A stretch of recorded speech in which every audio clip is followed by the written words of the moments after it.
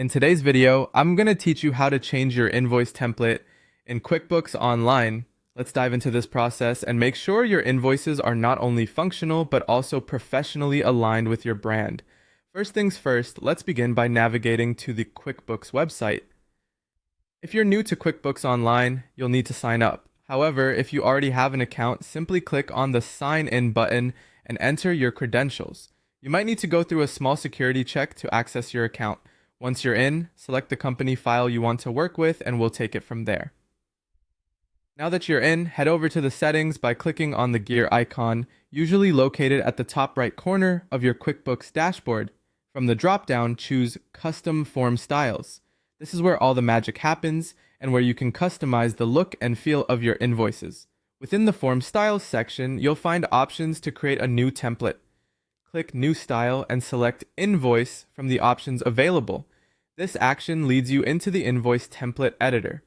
Here, you can start customizing your invoice to match your brand style. A great tip is to start by clicking on the Design tab. You'll have options to upload your company logo, adjust colors, modify fonts, and tweak sizes to your liking.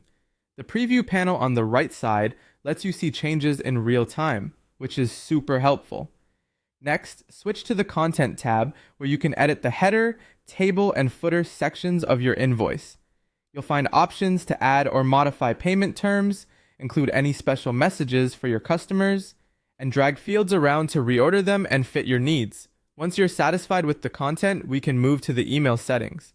Under the Emails tab, customize the message your customers will see when they receive your invoice by email, including a personal touch, such as your company name, or specific payment instructions can go a long way in reinforcing your brand identity.